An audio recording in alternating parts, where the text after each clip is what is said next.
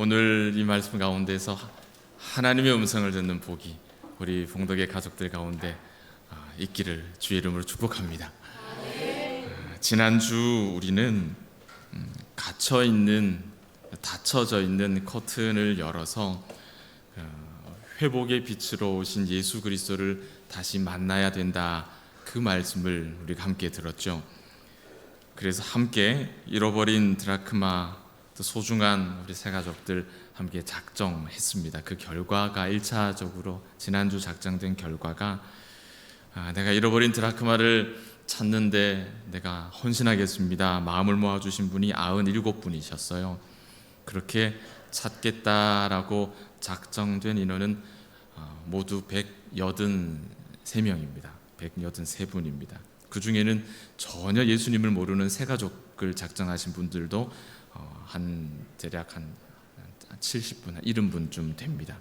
그렇게 한 100여 명 정도는 우리 교회 안에서 지금 잃어버린 드라크마고, 한 7, 80여 분 정도는 이제 예수님을 알지 못하는 이제 새 가족을 이렇게 작정해서 함께 하나님 앞으로 닫혀져 있는 커튼을 열고 각 사람을 비추는 구원의 빛으로 오신 예수 그리스도 앞으로 함께 나아가자, 그 이야기를 시작을 한 것 같아요. 생명이 또 다른 생명을 낳는다는 이 위대한 첫걸음을 우리 하나님께서 기쁘게 받아주시는 것 같습니다. 사람 앞에 소개하는 게 조금 부끄럽다 하셔서 소개를 못 드리지만, 지금 오늘, 지난주도 그렇고요, 오늘 일부 예배도 오랜만에 그렇게 예배를 참석하신 우리 신 집사님도 오셨고 이 집사님도 오셨습니다. 저기 뒤편에 두 분 앉아서 그렇게 함께 예배를 하고 있습니다. 얼마나 이게 이산가족 상봉하는 거랑 똑같은 거잖아요. 얼마나 행복하고 얼마나 귀한 시간인지 모르겠습니다. 우리 두 분 집사님 예배 다시 함께 예배할 수 있게 되어서 감사합니다. 축복합니다.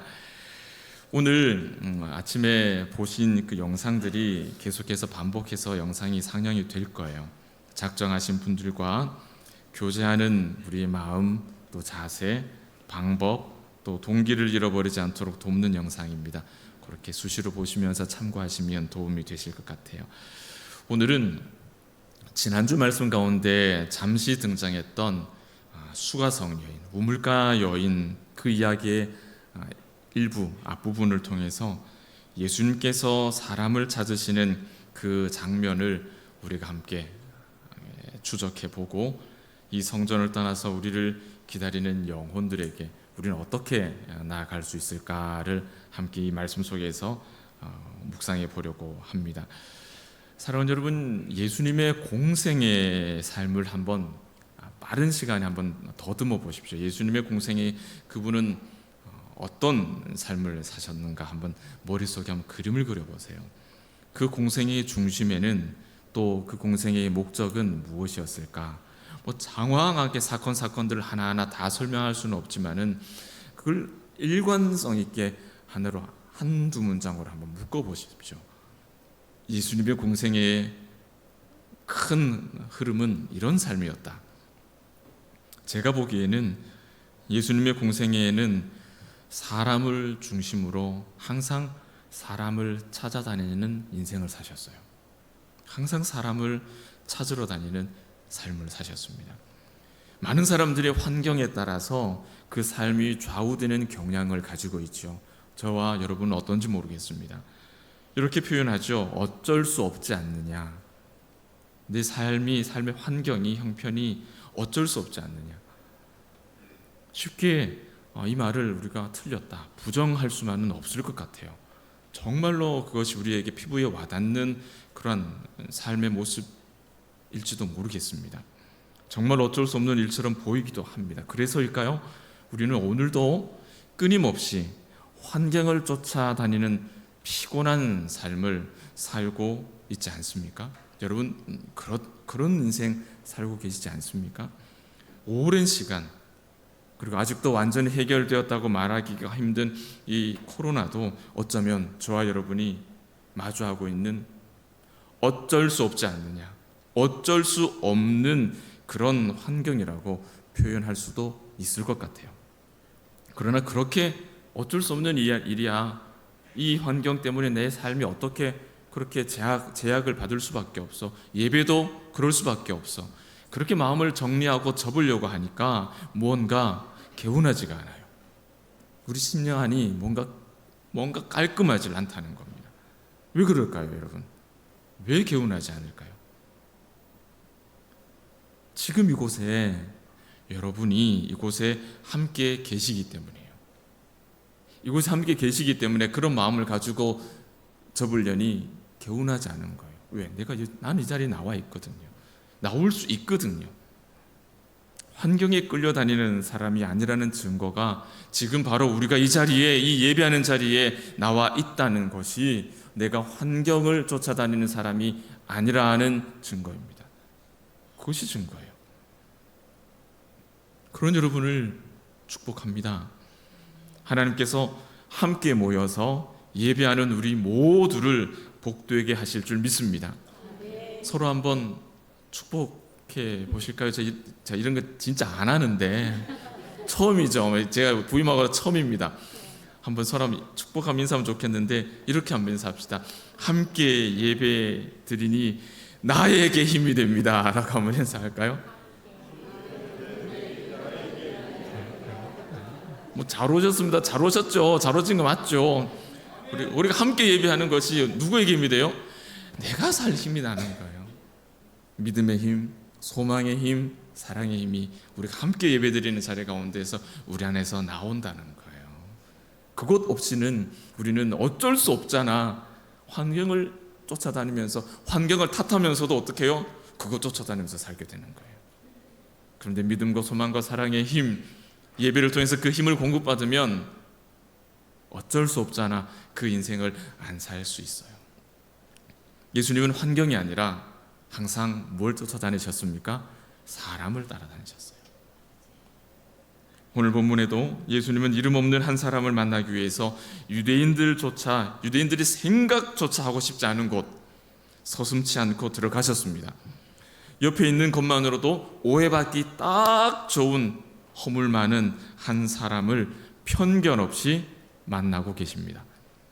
이미 예수님은 유사한 이와 같은 일들로 인해서 많은 사람들에게 손가락질 당하고 비난받고 그렇게 조롱당한 일들이 너무 많았죠. 오늘 여러분에게 도전합니다. 여러분도 이런 예수님과 같은 걸음을 걸어보시기를 축복합니다. 사도행전 1장 8절, 계속해서 이 사도행전 1장 8절 말씀을 반복해서 말씀을 드리는데요, 성령 임하시면 권능을 받고 예루살렘과 온 유대와 사마리아와 땅끝까지 이르러 내 증인이 되리라. 받고 말하면 무슨 말입니까? 사람을 찾아다니는 삶을 살게 된다. 내가 성령을 입었다. 성령의 권능이 나에게 있다. 그 인생 어떤 인생이에요? 사람을 찾아 내가 증인의 삶을 살게 되는 거예요. 사람을 찾는 삶을 되는 거예요. 예수님이 그와 같은 삶을 사셨죠. 우리에게 주어진 인생 100년 한쪽입니다. 그 인생은요, 여러분, 바로 이 사명을 감당하라고 주신 세월이에요. 20년이 됐든 30년이 됐든 50년이 됐든 80년이 됐든 100년이 됐든 그 시간은, 우리에게 주어진 수명은 사명을 감당하라고 주신 시간입니다. 그리고 이 사명을 우리는 생명이 또 다른 생명을 낳는 만남이라고 표현합니다.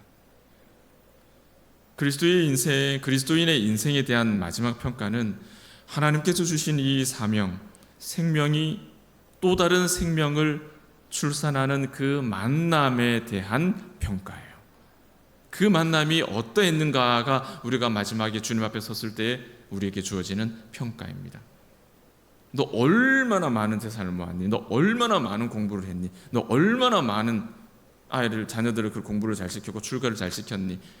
얼마나 높은 자리까지 승진했니? 그게 아니라 너는 얼마나 내가 너에게 허락한 그 성령의 권능으로 내가 너에게 준 그 생명으로 또 다른 생명을 낳기 위해 나와 같이 만났느냐. 그것이 우리에게 주어진 인생에 대한 평가예요. 누가복음 16장에는 부자와 나사로 이야기가 있습니다. 부자는 매일 잔치를 하면서 이제 술친구를 만났죠. 잔치를 부어라 마시자. 내가 오늘 이만큼 내 자산이 늘었다. 그러나 그 부자는 정작 만나야 할 사람은 외면하고 살았습니다. 그 만나야 될 사람이 멀리 있는 게 아니에요. 그 만나야 될 사람은 그 부자의 집 대문 앞에 있었습니다. 항상 그 대문 앞에 엎드려 있었습니다. 누굽니까? 나사로예요. 그런 부자가 죽어서 영원한 형벌 가운데서 한 가지 중요한 사실을 깨닫죠. 그것은 살아있을 때 만나야 할 사람은 매일 저녁 부어라 마시자 술친구가 아니라 내가 살아있는 동안에 만났어야 하는 사람은 바로 내 집 대문 앞에서 구걸하던 나사로라고 하는 거지였구나. 그걸 깨닫게 되는 거예요. 어디서? 지옥에서, 불구덩이에서 뜨뜻하게 몸 데피면서 깨닫는 한 가지 사실이 내가 잘못 만났구나. 내가 만나야 될 사람을 못 만나고 있었구나. 그거 깨달으신 거예요. 이런 관점에서 부자와 나사로의 이야기를 읽으면 이 이야기는 만나야 할 사람을 피하는 것이 뭐가 됩니까? 사명을 버린 것이 되는 거예요. 우리 인생은 이 사명 감당하러 주신 인생인데 그 평생을 통해서 그 사명을 버린 거예요. 피한 거예요. 그것이 마지막에 어떤 결과로 우리에게 주어지는지를 보여주는 중요한 말씀이 되는 것이죠. 이렇게 그리스도인은 자신에게 주어진 이 땅에서의 시간, 사명, 만나야 할 사람을 만나고 있느냐, 살피고 있느냐, 그 일에 게으르냐, 성실하냐, 그것을 우리에게 보여주시는 겁니다. 선한 사마리아인의 비유도 너무나 우리가 잘 알고 있죠. 강도 만난 사람을 두고 세 부류의 사람이 지나갑니다. 제사장이 지나갔고 레위인이 지나갔고 만나야 할 사마리아인도 지나가죠. 그런데 제사장과 레위인은 만나야 할 사람을 외면하고 지나간 사람이에요. 외면했습니다. 그들과 다른 한 사람이 있었죠. 그는 사마리아인. 오히려 만날 수 없는 사람이죠. 오늘 우리가 읽은 말씀 가운데도 상종할 수 없는 관계죠. 만날 수 없는 사람이에요. 오히려 만날 수 없는, 상종하지 못할 사람임에도 불구하고 그러나 그는 복음의 가치, 바로 생명의 존귀함을 아는 사람이었습니다. 그래서 그는 그 만남을 피하지 않았고 자기 나귀에 태우고 여관으로 데려가서 돈을 지불하며 그를 치료해서 생명을 구원합니다. 뭔가가 번지수가 잘못돼도 한참 잘못된 이야기죠. 강도를 만나서 죽음의 길에 빠져 있는 이 사람은 사실 하나님을 알지 못하는 모든 인생들입니다.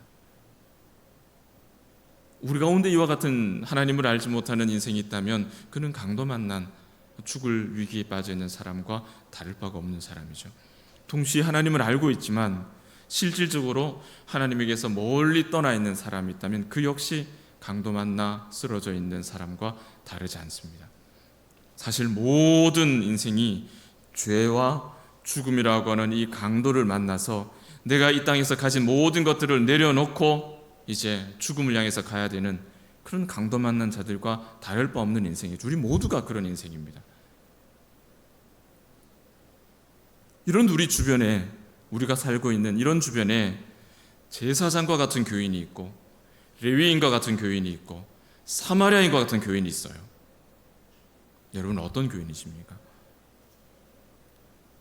오랜 믿음 생활로 마치 북한의 군인들처럼 여기 이제 옷이 안 찢어지고 버티는 게 신기하게 보이는데 그만큼 오랜 신앙의 경력을 자랑하는 제사장과 같은 교인으로 그렇게 지나가고 있습니까? 그렇다면은 마지막에 우리가 부자와 나사로에서 그 부자와 무엇이 다르겠습니까? 저는 레위인이라고 고고하게 성전을 살피는 자라고 하나님의 성물을 살피는 자라고 다를 게 뭐가 있을까요? 제사장 같은 교인이 있고 레위인 같은 교인이 있고 사마리아인 같은 교인이 있습니다. 나만 예수 믿으면 된다라는 신자가 있고 전도해야지 말씀 들은 대로 생활해야지 마음은 있지만 행동은 안 되는 신자가 있죠. 그러나 내가 아무리 지금 바빠도 죽어가는 사람 살리는 것보다 더 중요한 일이 없다라는 그 마음을 가지고 그 죽어가는 사람에게 손을 대는 신자가 있습니다.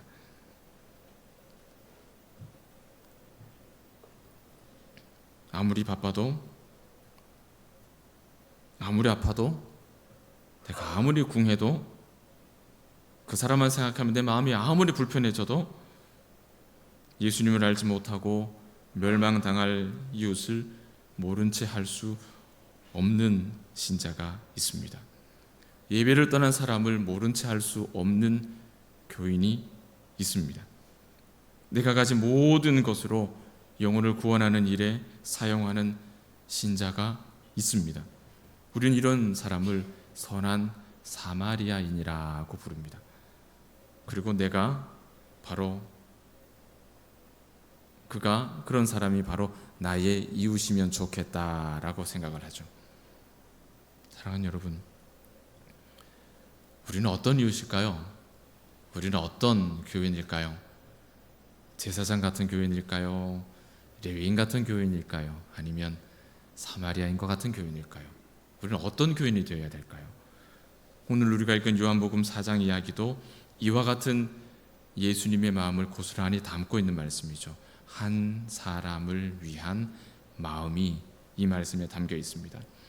예수님은 사마리아 지방 수가라는 동네에 들어가십니다. 그곳에는 야곱의 우물이 있었고 예수님은 먼 길을 돌아오셨기 때문에 피곤하고 가을하여서 우물 곁에 앉으셨습니다. 우물 곁에 쉬고 있는데 사마리아 여인이 물을 길러 나옵니다. 예수님은 여인에게 물 한 잔 달라 하시죠. 단순히 목이 말라서 물 한 잔 달라 하셨을까요? 아니겠죠. 그런 이유라면 애시당초 사마리아로 올 이유가 없죠. 그 험한 길, 그 먼 길을 왜 오겠습니까? 예수님은 단순히 물 한 잔 얻어 마시기 위해서가 아니라 이 여인에게 구원의 빛을 비춰주기 위해서, 이 여인이 단단하게 닫고 있는 그 인생의 커튼을 활짝 열어주시기 위해서, 손가락질 당하는 이 비천한 여인에게 복음의 가치, 그 생명을 전해주기 위해서 모두가 피하는 길로, 모두가 손가락질하는 길, 그 사마리아로 일부러 그 길을 찾아오신 것입니다. 영상을 보신 것처럼 오늘부터 이제 우리가 작정한 우리 초청 대상자들을 향해서 사마리아를 향해서 길을 떠나는 여정을 시작을 하려고 해요. 이미 그 일들을 우리보다 먼저 여정을 출발하셔서 오늘 두 분의 집사님이 또 인도를 받아서 오셨죠. 이와 같은 일입니다. 이와 같은 일들이 우리 올 가을에 우리 봉도교회 안에 매 시간마다 풍성하게 나타났으면 좋겠어요.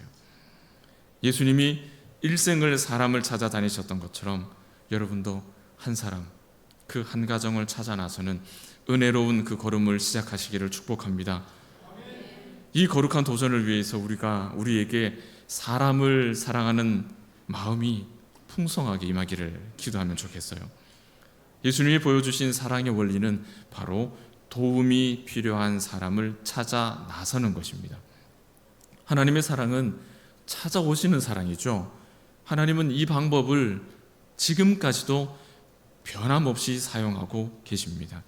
우리를 위해서 이 땅에 죄인으로 찾아오신 사랑, 거저받은 그 사랑 가지고 예수님의 마음 품고 한 주 한 주 우리가 차곡차곡 기도하며 우리가 초대하기로 작정한 영혼을 품고 그렇게 소원하며 함께 나아가시면 좋겠습니다.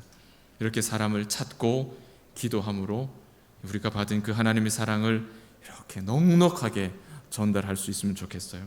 아직 작정하지 못하신 분이 더 많죠. 하나님께 그 마음을 달라 기도하십시오. 나에게 나만이 할 수 있는 사람이 있다면 그 영혼을 내가 발견하게 해달라고 기도하십시오. 그것이 신자의 바른 믿음의 여정입니다. 그리고 그 수고를 통해서 내가 먼저, 내 영성이 먼저 살아나는 그런 은혜로운 경험을 맛보게 되실 겁니다. 사랑하는 여러분, 하나님은 인생을 찾아다니시는 분이에요. 범죄한 이후에 숲을 사이에 숨어있는 아담과 하와를 찾아오신 분이 바로 하나님이십니다. 아버지를 떠나서 광야에서 불안과 두려움 속에 잠들어야 했던 그 야곱을 찾아오시고 내가 너를 떠나지 않겠다 약속해 주신 분이 바로 하나님이십니다. 광야에서 울분에 쌓여서 양을 치고 있던 거칠어져 있는 모세를 찾아오셔서 만나주시고 사명 주시고 능력 주셔서 새로운 인생 시작하게 하신 분이 바로 하나님이십니다. 포도주 틀에서 타작하고 있던 기도원을 찾아오셔서 일꾼 삼으신 분이 바로 하나님이십니다. 하나님 이런 분이세요. 하나님은 찾아오시는 분이세요. 그 하나님의 찾아오시는 그 발걸음, 그 도구가 바로 우리들입니다. 하나님 우리 안에 좌정하셔서 우리를 통해서 영혼을 찾아가십니다. 하나님께서 여러분을 찾아오시기를 축복합니다. 하나님께서 여러분을 통해서 잃어버린 드라크마를 찾아가시는 은혜로운 통로로 우리 봉독의 모든 권속들이 사용되기를 축복합니다. 이런 마음, 하나님의 마음을 아는 사람, 한 사람을 위한 하나님의 마음을 아는 사람, 이 자리에 계십니까? 오늘 말씀을 맺으면서 이런 하나님의 마음을 아는 사람이 누구인지 우리가 다시 한번 배우고 내가 그와 같은 사람이 되기를 소원하는 그런 결단이 있으면 좋겠어요. 하나님의 이 마음을 아는 사람은 첫 번째는 복음을 들고 잃어버린 사람을 찾는 사람입니다. 찾는 사람이 하나님의 마음을 아는 사람이에요. 찾는다는 말은 포기하지 않는다는 것이죠. 내가 포기하지 않는다는 거예요. 하나님의 마음을 내 가슴에 품는 겁니다. 하나님은 절대 우리를 포기하지 않으시거든요. 그 마음을 품고 포기하지 않고 달려가는 겁니다. 어미가 자식을 포기하고 버리는 일은 있어도 하나님은 그렇지 않습니다. 두 번째는 영혼을 사랑하는 마음이 하나님의 마음을 아는 마음이에요. 한 인생을 진심으로 사랑한다는 것은 그 사람 속에 있는 영혼을 품는다는 뜻입니다. 영혼을 품는다는 거예요. 그 영혼을 감싸고 있는 그 외형적인 그 모든 환경을 사랑하는 것이 아니라 그 생명, 그 영혼 자체에 대한 소망을 둔다는 것이죠. 영혼을 사랑하는 자가 복음을 들고 그 사람을 찾아갈 수 있습니다. 그 영혼을 찾아가는 거예요. 전도 오로지 그 사람의 영혼만 보는 것이죠. 복음을 전하는 사람의 마음은 그 사람의 영혼을 가장 먼저 보기 때문에 그 다른 어떤 걸림돌도 극복이 가능한 거예요. 뭐 때문에 안 되고 뭐 때문에 안 되고 아니요. 그것은 그 외의 것들을 보기 때문에 안 되는 거죠. 그 영혼만 보이는 사람은 막힘없이 그 영혼을 향해서 나아갑니다. 예수님께서 수가성 여인을 만났을 때 사람들은 편견을 가지고 예수님을 보았을 겁니다. 사마리아 지방이라고 하는 환경, 남편 5과 결혼했던 여인의 그 상황, 이 상황이 정말 좋지 않죠. 그러면서 예수님은 이런 상황쯤 대수롭지 않게 생각하셨습니다. 왜 그럴까요? 모두가 그 여인 옆에 있는 것만으로도 오해받을까 봐 겁을 내는 상황. 예수님은 이런 상황은 대수롭지 않으셨어요. 왜 그럴까요? 오직 그 속에 잠들어 있는 영혼만 보이기 때문이에요. 그 여인이 사마리아인이라 그게 뭘 어때서? 그 여인이 남편이 5이어서 그게 왜 어때서? 그게 무슨 관계가 있어? 예레미야 이런 말씀을 하시죠. 무릇 하나님만 신뢰하는 자는 복이 있다. 비가 안 와서 가물면 좀 어때? 해가 뜨거워서 땅이 쩍쩍쩍 갈라지면 좀 어때? 괜찮아. 왜요? 그 나무가 어디에 심겨져 있어요? 물가에 심겨져 있으니까 괜찮아. 환경이 이래서 그게 뭐 어때요? 그 영혼이 우리에게는 그 영혼을 바라보는 마음이 있는데 예수님에게는 이런 상황 대수롭지 않았어요. 아무도 관심을 가지지 않는 한 사람을 주께서 찾아가신 이유는 그 영혼에 대한 예수님의 사랑 때문입니다. 여러분, 우리 안에 영혼에 대한 사랑이 없으면 우리는 이 일을 해낼 수가 없습니다. 다른 이유로 만나는 것 아니에요. 우리는 오늘부터 그 사람이 가지고 있는 본질과 마주하는 시간을 가지는 거예요. 영혼을 마주하는 시간을 가지는 겁니다. 잃어버린 드라크마의 이름들이 우리 손에 다 있습니다. 아는 사람도 있고 모르는 사람도 있을 수도 있어요. 관계를 떠나서 그 영혼을, 그 순수한 그 영혼 자체를 보려고 하는 노력이 우리에게 필요합니다. 정말 그 노력이 필요해요. 주님이 사람을 찾는 기준은 바로 그것입니다. 이 땅을 살아가는 인간의 본성이 점점점 타락하면 타락할수록 사람은 사람의 본질보다는 그 사람의 배경과 환경을 주목하게 되죠. 그러나 순전한 마음을 가진 사람은 배경과 환경과 관계가 아니라 그저 그 사람 자체를, 그 영혼 자체를 사랑하게 됩니다. 그 사람의 본질, 그 영혼을 사랑하게 되는 것이죠. 부모가 자식을 사랑하는 것이 그 배경을, 아들이 출세이기 때문에 사랑하는 것이 아니라 그가 나의 자녀이기 때문에 사랑하는 것이죠. 복음의 가치는 사람의 영혼 외에 다른 것에는 철저하게 외면할 수 있을 때 복음의 가치는 우리 안에서 활성화되고 능력 있는 가치가 되는 거예요. 오직 그 사람의 영혼을 향한 사랑이 지금 이 땅에 필요한 순전한 성도의 교제이고 교회의 회복이고 우리 봉독교회를 향한 예수님의 마음입니다. 한 사람을 향한 마음이 우리에게 필요합니다. 이제 우리가 예수님과 같이 한 사람을 찾고 기도하고 그에게 생명의 빛을 전하고 복음을 전하고 그리스도의 밝은 빛을, 광명한 빛을 전달하기 위한 거룩한 걸음을 시작했습니다. 그런 걸음을 하나하나 내딛는 여러분에게 주께서 항상 동행해 주실 줄 믿습니다. 기도하겠습니다. 고마우신 아버지 하나님,